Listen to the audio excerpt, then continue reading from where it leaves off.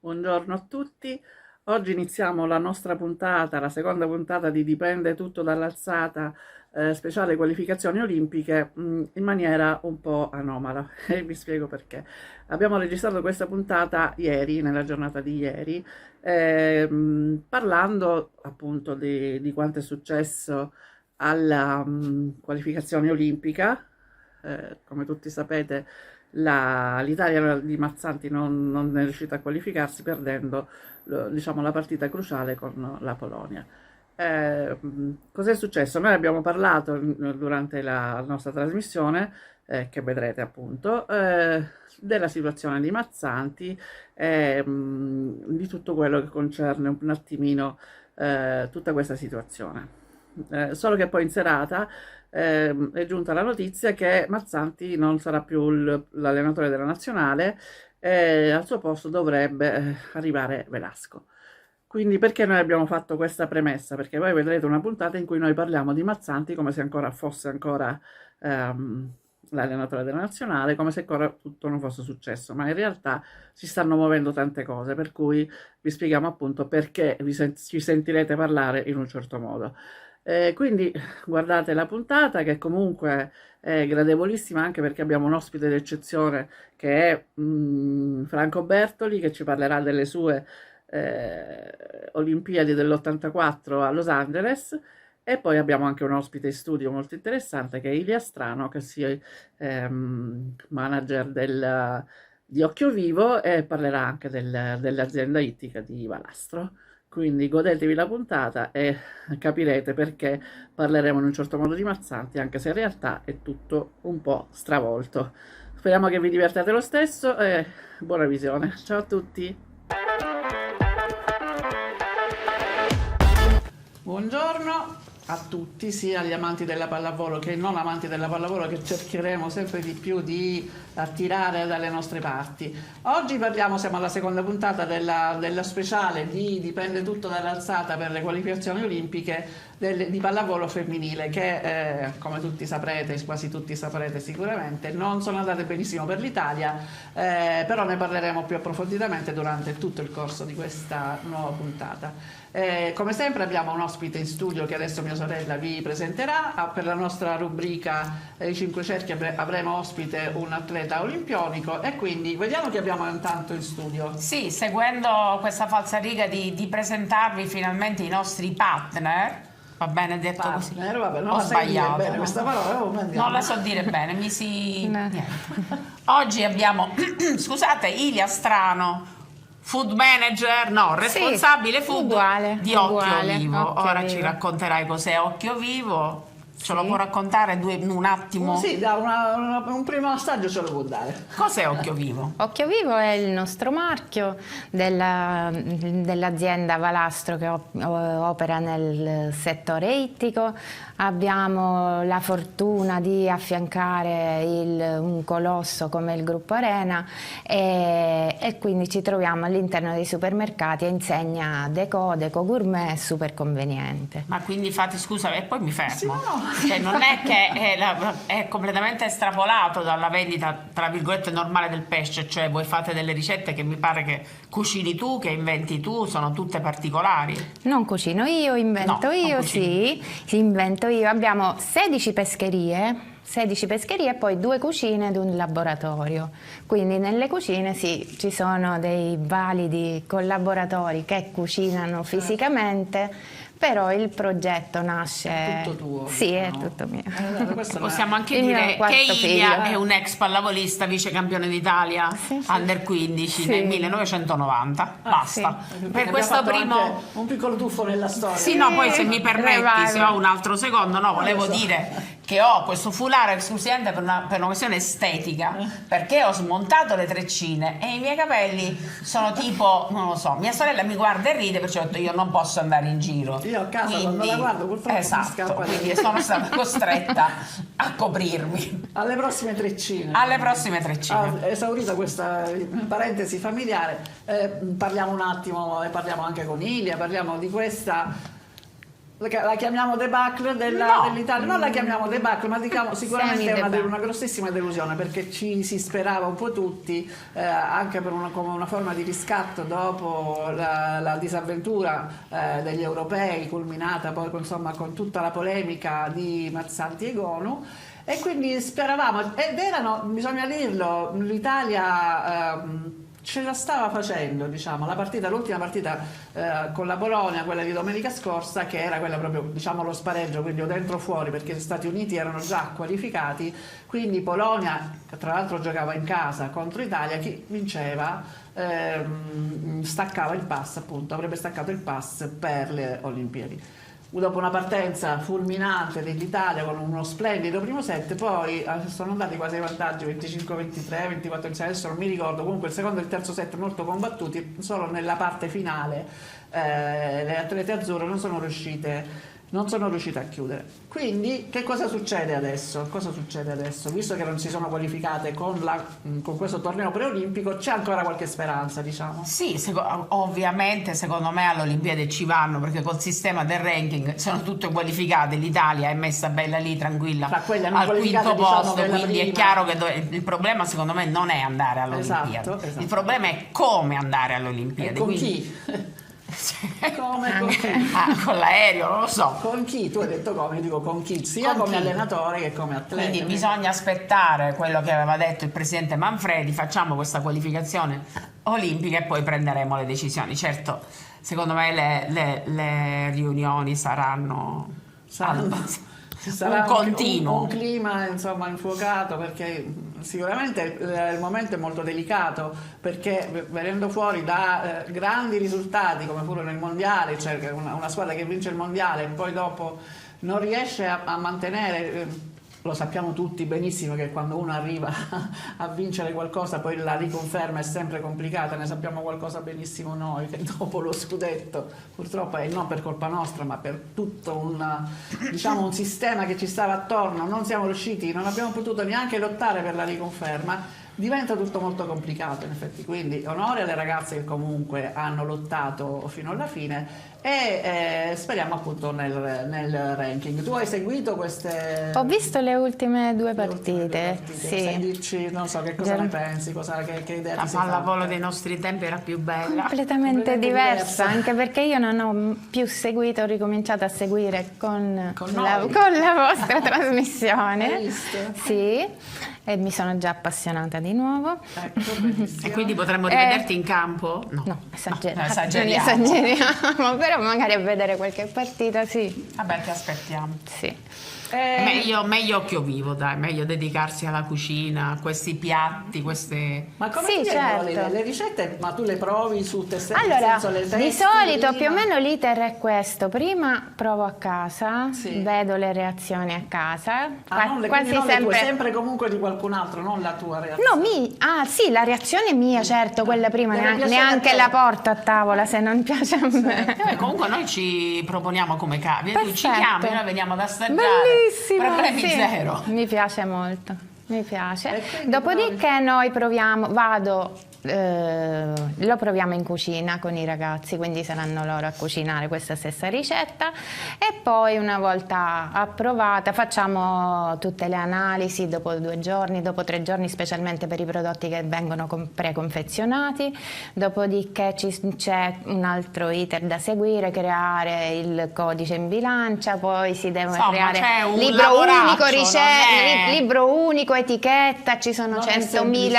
regole, si devono mettere in ordine decrescente, Forse è meglio indicare la allenare, forse è più percentuale, semplice forse è più allenare. semplice anche Forse è più giocare semplice a quel allenare e punto, giocare. che tutto dire. Certo. Ma questa passione per la cucina l'hai sempre L'ho avuta? sempre Da piccola? Sempre, Sì, certo, sì, da sì. piccola, sì, quindi quando ti sei trovata- cucino da sempre e poi l'ho fatto comunque come lavoro, ho lavorato in una scuola di cucina, ho lavorato nel catering, poi ho lavorato tanti anni in albergo e mi sono occupata sempre dei banchetti, dei matrimoni, quindi sono insomma, stata sempre in questo ambito. mega Sì. esperta. Sì. Vabbè, torneremo a parlare con Ilia Strano del suo Occhio Vivo e adesso per la rubrica dei miei 5 cerchi vi anticipo che abbiamo un olimpionico e che è Franco Bertoli.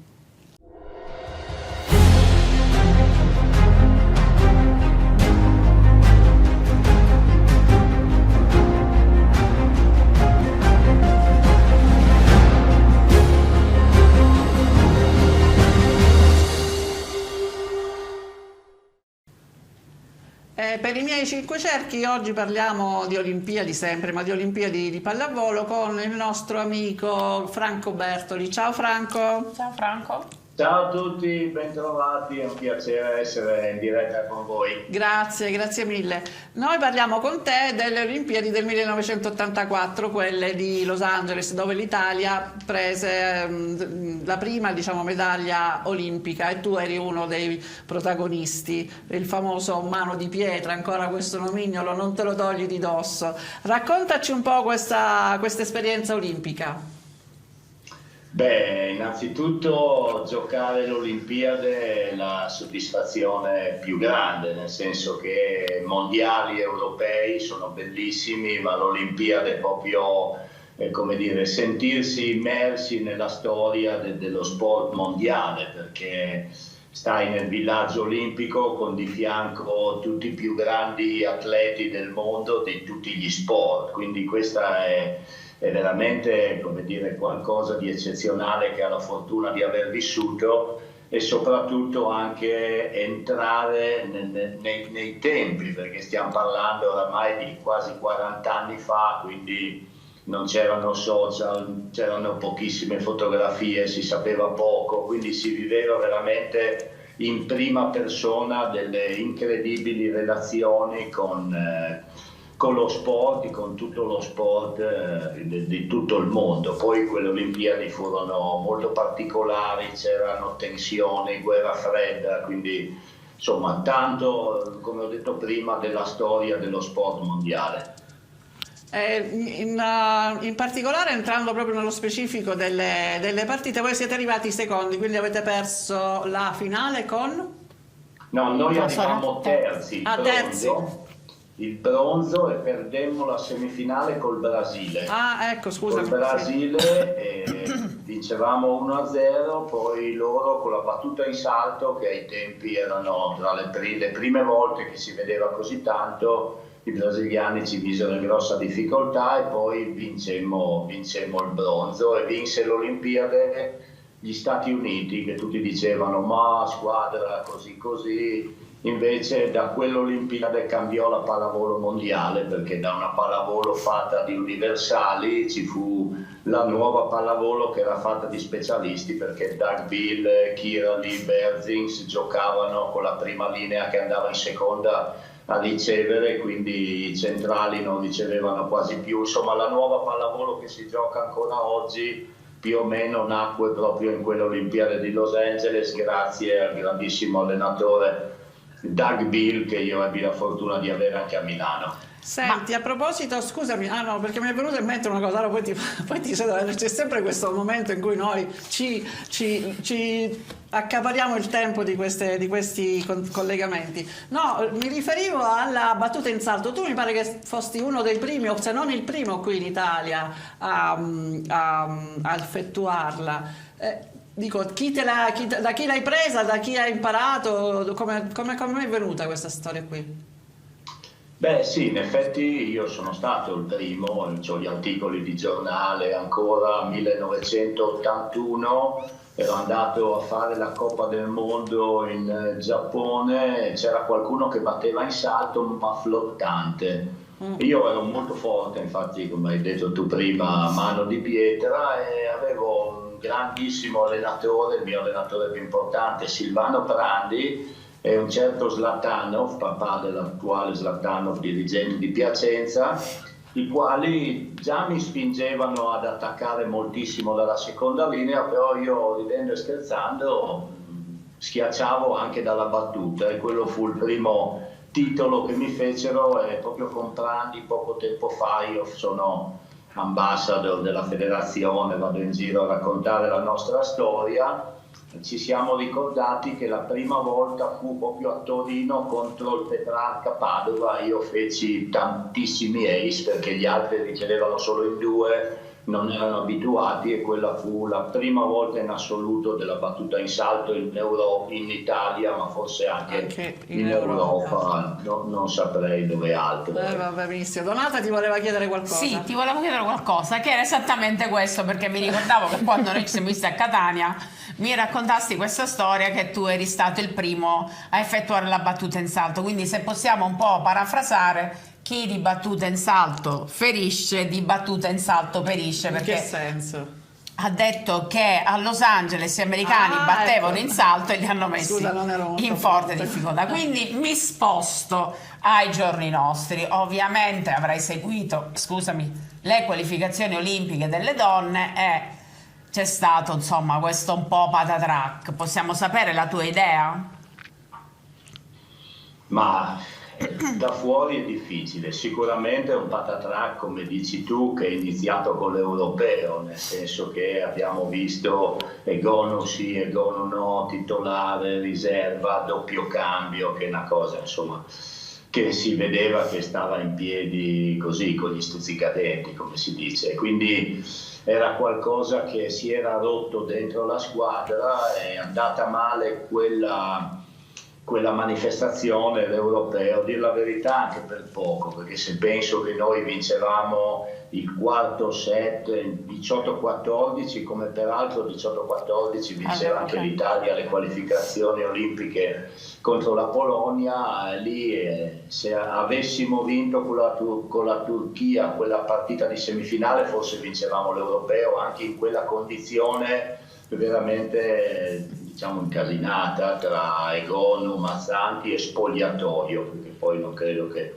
Mazzanti, io lo reputo un buon allenatore e hanno vissuto bene per tanto tempo Mazzanti e Egonu, evidentemente qualcosa si è rotto. Il tema è che questa rottura ha portato anche a questa non qualificazione olimpica, dove l'Italia femminile appunto ha perso dalla Polonia ma ha perso anche dagli Stati Uniti, quindi ora dovremmo guardare il ranking e quindi non lo so, a questo punto penso che la federazione, il nostro presidentissimo Manfredi dovrà guardarci molto bene dentro, come succede in tutte le società sportive: finché va bene allenatore e squadra vanno bene, quando non va bene la società, il presidente è portato a dover intervenire in qualche modo o continuare così riaggiustando oppure qualche altro rimedio.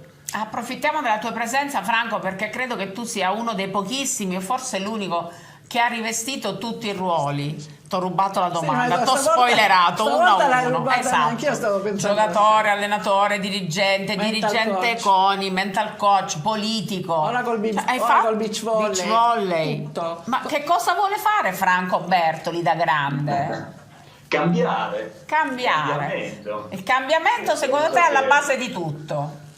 Sì, è alla base di tutto sicuramente, diciamo che mi piace mettermi in gioco anche l'esperienza di quest'estate, l'ultima, fare l'allenatore di beach volley per 4 mesi per una scuola di beach volley 4 Vele a Pescara, e proprio mi piace mettermi in gioco, sono curioso, mi stimolano queste cose, rimane sempre molto l'animo diciamo del dirigente allenatore fondamentalmente, perché anche quando ho fatto il dirigente chiaramente sono un dirigente tecnico, forse meno politico ma preparato tecnicamente, e quindi ho spaziato. Poi a volte è il caso, perché nella vita anche a Modena quando andai in panchina ci andai per caso, perché il nostro allenatore alle 2-3 di notte andò giù per un fosso, si spezzò le gambe, il presidente mi fa: Franco, in panchina ci vai tu, e tra l'altro andammo anche molto molto bene, poi mi confermò, insomma, quindi i cambiamenti sono un po' figli del caso. Io sono aperto al cambiamento, nel senso non mi tiro mai dietro, mi metto in gioco, anzi quando c'è cambiamento, novità, forse do il meglio di me, e quindi mi sono trovato a fare effettivamente tanti percorsi e ogni tanto mi chiedo: ma dove vuoi andare? Ho capito, ti rubo ancora l'ultima domanda e poi lascio la parola a mia sorella. Secondo te da allenatore è più facile dimettersi o andare avanti? Cioè com'è? E secondo me è più impegnativo, cioè ci vuole più coraggio a dimettersi chiaramente parliamo di Mazzanti, no? In un momento così è stato coraggioso a non mollare, o sarebbe stato meglio così anche per lui stesso non affrontare tutto questo? Ma innanzitutto, Donatella, bisognerebbe esserci, come tu sai, parlare di uno spogliatoio. Da qui noi vediamo delle cose, là dentro chissà quali sono le relazioni, perché fare l'allenatore ad alto livello e soprattutto curarsi delle relazioni, ne sono profondamente convinto, perché la tecnica e la tattica i giocatori la sanno già, se tu hai una buona relazione giocano. Per rispondere alla tua domanda bisogna vedere la condizione, nel senso, se oggi Mazzanti si sente e ci crede, chiaramente non dà le dimissioni, oppure se invece non ha più la squadra in mano, cosa che peraltro lui ha detto, dichiarato della Rai, che quello è stato uno dei momenti dove anch'io ho detto ma evidentemente, perché dichiarare pubblicamente che non ha in mano la situazione, insomma, per un allenatore verrebbe da dire allora fatti da parte, no? Però non lo so. Diciamo che in tutti e due i casi ci vuole coraggio, ma anche diciamo che non bisogna essere testardi, ecco, quello che non bisogna essere sia in un caso che nell'altro, non essere testardi nel voler andare avanti anche se le cose vanno male, o volersi dimettere quando magari si potrebbe anche recuperare. Vabbè, vedremo cosa succederà ora con tutte queste linee di federazione. Grazie Franco. Ci sarebbe, come al solito, noi saremmo lì a parlare Franco, 2 ore. Potremmo parlare all'infinito, ma purtroppo come Ci dicono sentiremo per tutti telefono, quanti, però abbiamo ci poco facciamo una bella chiacchierata come ai vecchi Con tempi. piacere. E noi qua lo sai che ti aspettiamo sempre, quindi la porta è sempre aperta a casa nostra. Ciao, Grazie ciao, Franco, ciao, a presto, ciao, buon grazie. lavoro. Ciao a tutte, grazie. Ciao.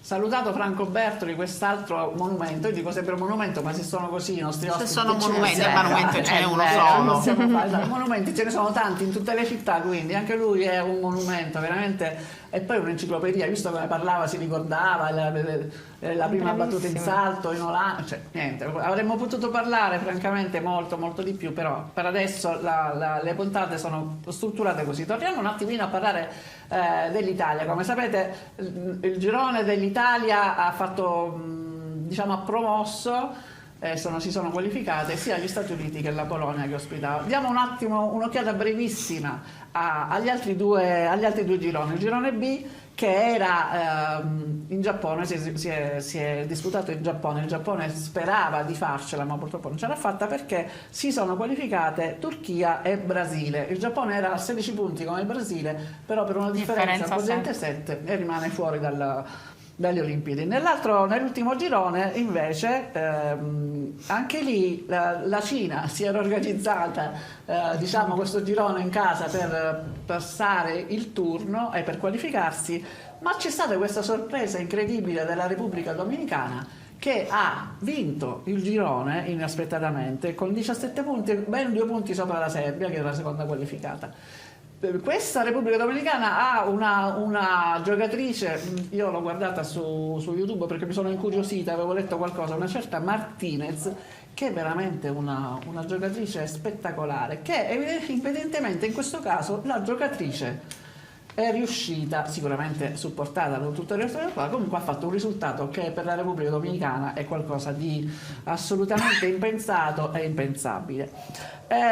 Quindi esaurita la parentesi preolimpica delle ragazze, vi preannunciamo che noi saremo presenti anche al preolimpico, al torneo preolimpico olimpico maschile con l'Italia, appunto, che è in Brasile dal 30 settembre all'8 ottobre. Si giocherà anche lì con la stessa formula. Tutti contro tutti. Sono 8 squadre, tutti contro tutti, questo round robin che dà la possibilità anche di risultati non diretti, che possono comunque influenzare perfettamente la classifica. E il girone dell'Italia adesso lo guarderemo dopo, però volevo dare un po' di spazio al nostro ospite, che mi pare un pochettino la sto trascurando troppo, quindi ti do... No, perché praticamente mi spiegava che voi ovviamente tirate la materia prima dalle vostre pescherie. Certo. Quindi le pescherie chiaro. Valastro sono tutte Pescherie all'interno e vi Valastro. forniscono il materiale, la materia prima Sì, per noi fare siamo proprio tutta un'unica famiglia. Una catena. Sì, diciamo che l'argomento principale della nostra azienda sono le pescherie e le cucine sono nate in un secondo momento a settembre del 2017 è nata la prima cucina qui in via Gabriele D'Annunzio e le pescherie ovviamente ci forniscono. Ma quindi tutto. praticamente c'è questo sistema, la pescheria, occhio vivo, e poi c'è anche quest'altro servizio, tu scegli il pesce e te lo cucinano lì? Sì, esatto, c'è la bellissimo. possibilità di scegliere il pesce e di averlo il tempo. Ma io ho saputo che tu adesso sei diventata brava, mi hanno detto. Il pesce diventa per me veramente molto difficile. Sì, devo dire che molta gente ci dice adesso ho ricominciato a mangiare il pesce perché mi seccavo a cucinarlo e da quando ci siete voi che me lo cucinate lo mangio molto più spesso. Quindi è un impegno, insomma, abbastanza importante, perché gestire occhio vivo, le pescherie, questo sistema di compra e mangi, ma si può mangiare anche lì? A Balatelle sì, a Via D'Annunzio è solo takeaway. E quindi ora la prossima ricetta che vuoi inventare, che inventerai, cosa stai architettando? Ti metti lì? Non vorrei spoilerare, però ho già fatto una prova di un accostamento insolito. Ma senti, una ricetta invece che tu hai ideato, che non ti sembrava magari che ha avuto invece un grandissimo successo, qual è per esempio? Quella che ti ha dato grande soddisfazione? Allora, che mi ha dato grande soddisfazione sicuramente c'è una salsa alla menta che accostiamo al pesce, che è molto richiesta, che è nata per caso perché avevo degli ospiti a cena, non sapevo, avevo preparato il polpo in bottiglia, che è una preparazione abbastanza lunga e complessa, e ho detto ma che ci metto, avevo la menta super rigogliosa in quel momento. Ed è diventata una strepitosa salsa alla menta. Salsa alla menta con pinoli, uvette, devo dire che è abbastanza richiesta. Ma quando una volta mi avete fatto quella salsa, perché non è sempre lì? Quindi vendete anche le salse? Cioè anche le salse, sì. Quindi chiavi in mano, praticamente vado lì e prendo pronto, come se andassi al ristorante. Esatto. Quindi anche come quantità, cioè io posso ordinare 12 piatti, cioè per se io ho una cena, certo, ne facciamo abbastanza. Allora, per la consegna ci è capitato già di organizzarci con il servizio a domicilio, con il servizio Deco a casa, l'abbiamo fatto già diverse volte. Ho capito. Quindi sì, anche la consegna. Quindi partendo noi sempre dalla pallavolo, la settimana scorsa abbiamo avuto Antonio con i profumi, questa settimana abbiamo Ilia con questo mondo fantastico. Andremo a vedere cosa ci consigli, un piatto che tu puoi consigliare, perché poi mi pare anche che siano bilanciati, sono un po' c'è il sistema della nutrizionista. Allora, sì, anche quella è la linea Occhio Vivo Fit che adesso proponiamo. Ho capito. E si può prenotare comunque, uno viene, certo, si prenota, lavoriamo tantissimo su prenotazione. Quello anche con il pesce noi lavoriamo tantissimo su prenotazione. Di cucinare Maiestatis sulla cucina proprio. Vero, non ti ci vedo. Però come cavia, tu mi chiami, io vengo. Certo. E mi presto. Perché lei dice come qualsiasi cosa faccio, lei dice buonissimo, quindi questo glielo devo riconoscere. Che bello, finalmente delle porcherie incredibili. Certo, io invece ho sempre utenti difficili a casa. Ma invece i tuoi figli non hanno fatto pallavolo, nessuno dei tre. Bravo. Nessuno dei come tre. Mai? E come mai? Perché hanno scelto altre strade. Esatto. Hanno scelto altre strade. Paolo adesso non fa nessuno sport, però ha fatto arti marziali miste. Francesco è impegnatissimo nel football con gli Elephants. Daniela fa ginnastica ritmica. Insomma qualcosa la fanno. Possiamo tornare? Certamente. Visto che si avvicina, siamo in chiusura, abbiamo fatto le 2 puntate riservate alle ragazze. Come dicevo, ci occuperemo della pallavolo maschile con le ultime 2 puntate di questo speciale qualificazioni olimpiche. L'Italia Anche lì non è semplicissimo, perché su queste 8 squadre l'Italia nel girone ha Brasile, Cuba, Iran, Germania, Ucraina, Repubblica Ceca e Qatar. Quindi tolte quelle 4 che sono sicuramente al di sotto, ce la giochiamo lì sempre con il solito Brasile e Cuba. Non dimentichiamo che anche l'Iran è una squadra molto molto interessante. Noi veniamo dal secondo posto, come sapete benissimo, agli europei, che adesso a mente fredda apprezziamo ancora di più, perché comunque la vittoria di una squadra giovane che vince la medaglia d'argento, e quindi noi siamo fiduciosi che l'Italia maschile, al contrario della femminile, ha più possibilità di classificarsi fra le prime 2 e quindi andare direttamente alle Olimpiadi. Fermo restando che comunque rimane sempre la possibilità di essere qualificati a giugno dell'anno prossimo, perché in base al ranking avevo scritto da qualche parte, credo il 14 giugno, la data sarà l'ultima data disponibile. L'ultima data possibile. A quel punto, fra VNL e altre manifestazioni, l'Italia femminile stiamo parlando, dovrebbe raggiungere la qualificazione. La maschile la seguiremo in queste 2 puntate. Dimmi, Donna. No, volevo dire che chiaramente si arriva alla qualificazione olimpica maschile e femminile in maniera completamente diversa. Purtroppo la femminile è arrivata, come dico sempre io, incerottata, mentre l'Italia maschile arriva, secondo me, con questo straordinario percorso da medaglia d'argento, quindi l'animo è diverso. Certamente, certo. È diverso. C'è anche da dire che possibilmente si recupererà anche Anzani. La bellissima notizia è che dopo la grande paura del centrale dell'Italia, che come sapete ha avuto un importante problema cardiaco, è stato operato, ha seguito tutto un iter terapeutico importante, è già tornato in palestra, quindi noi confidiamo prima di tutto per lui, ma anche per l'Italia, perché è veramente un grossissimo giocatore, che possa essere presente alle Olimpiadi. Detto questo, ti sei sbilanciata. Sì, no. No, all'Olimpiade tu di solito aspetti, non voglio. Sulla maschile questa volta, ma perché lo sottolinei? Che io l'avevo buttata là così in passato. Vabbè, secondo me ci vanno, in un modo o nell'altro comunque ci vanno, e quindi ci rivedremo poi alle Olimpiadi. Vi diamo appuntamento quindi con questa, perché faremo una prima puntata a metà del girone, quindi sapremo già più o meno l'Italia come sta andando, e ci rivediamo giorno...